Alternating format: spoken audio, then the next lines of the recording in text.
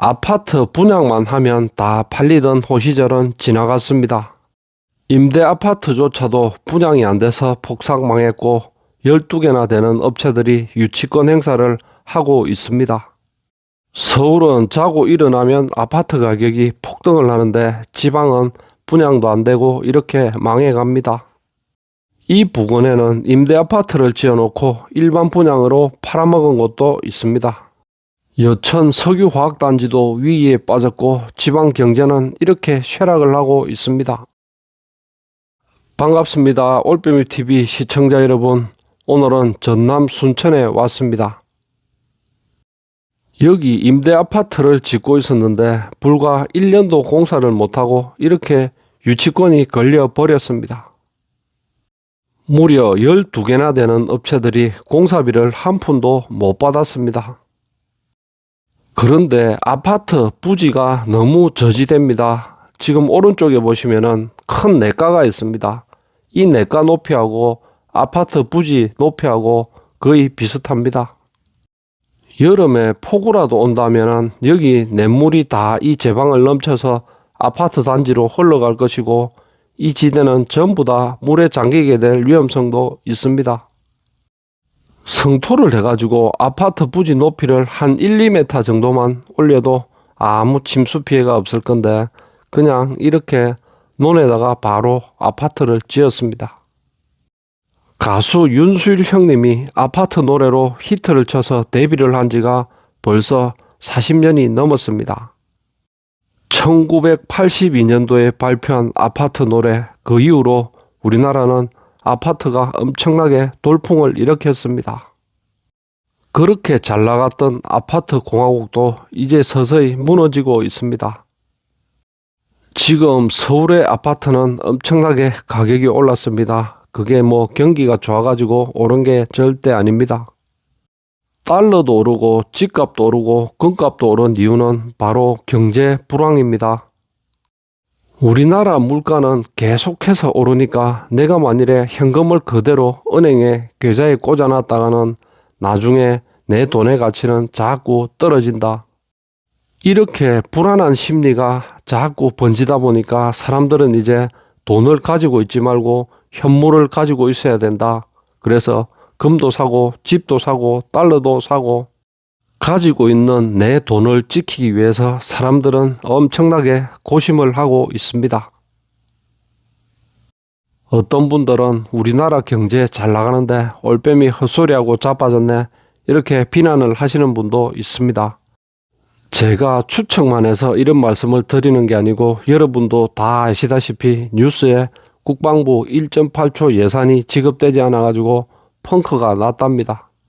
돈을 한국은행에서 엄청나게 찌그대서 각종 복지기금을 뿌렸다고 하는데 그 돈은 다 어디로 갔는지 내 주머니에는 한 푼도 들어오지 않았습니다. 국방부 예산이 펑크가 났다는 것은 엄청난 위기가 왔다는 이야기입니다. IMF 때도 국방부 예산이 펑크 난 적은 없습니다. 아니 도대체 지금 2026년에 이게 무슨 날벼락 같은 이야기입니까? 2021년에 농지였던 이 부지를 사가지고 어느 건설사가 임대 아파트를 짓기 시작했습니다. 요즘 임대 아파트도 믿을 게 못 됩니다. 엄청난 사기 광고를 하는데도 많습니다. 10년을 전세로 살아보고 나중에 집을 사도 된다. 이렇게 사기를 치고 다니면서 계약금하고 중도금만 먹고 먹튀하는 건설사도 많습니다. 이 아파트는 정말 간단하게 지어놓은 것 같습니다. 지하주차장은 아예 보이지도 않고 1층이 주차장입니다. 아파트 지을 때 기초공사 하는데 시간과 돈이 가장 많이 투입이 됩니다. 만일에 지하주차장을 1층, 2층 파서 만들면 엄청나게 비용이 많이 생기니까 이렇게 싸구려 아파트를 지어놨습니다. 아파트 바로 옆으로는 이렇게 KTX가 지나가는 철도가 있습니다. 여기 제가 촬영하다가 들으니까 귀가 먹먹해질 정도로 엄청나게 기차 소리가 시끄러웠는데 만일에 여기 아파트에 입주를 해서 살게 된다면 아마 땅이 울리는 소리가 날 겁니다. 옛날의 노래는 기찻길 옆 오막살이 아기 잘도 잔다 하지만은 그때는 기차가 아주 거북이 느림보처럼 천천히 다녔습니다. 그런데 요즘은 KTX 속도가 얼마나 빠릅니까? 그 속도가 올라갈 만큼 소음도 장난이 아닙니다. 여기 순천도 마찬가지지만 여수도 지금 경기가 상당히 좋지 않습니다.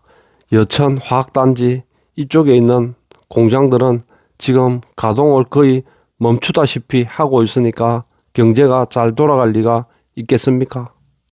우리나라는 석유 한 방울도 나지 않는데 석유 화학 산업은 엄청나게 발전을 했습니다.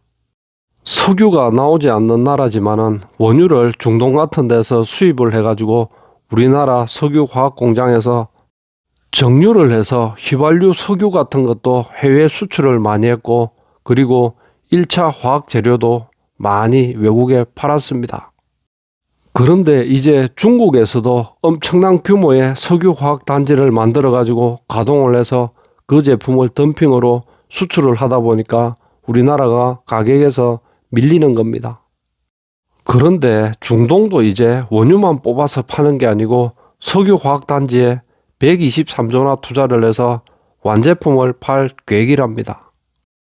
우리나라는 지금 제조업이 위기입니다. 그런데 만일에 제조업을 하지 않고 다른 일거리가 있어야 되는데 마땅히 그런 것도 전혀 준비되지 않았습니다. 직장이 많고 돈벌이가 돼야 사람들이 저축을 해서 집을 살 건데 돈벌이가 안 되다 보니까 이제 건설업, 서비스업도 서서히 몰락의 길을 걷고 있습니다. 옛날에 요소수 사태 벌어진 거 여러분들 기억하시죠?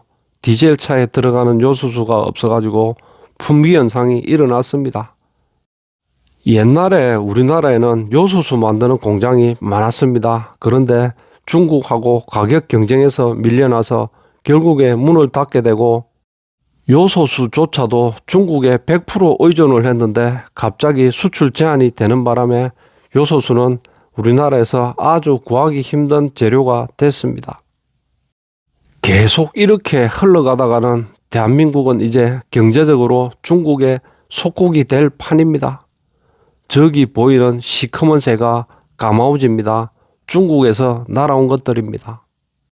철새가 터체화되면서 우리나라 강호수에 있는 토종 민물고기를 싹쓸이해서 잡아먹고 있습니다.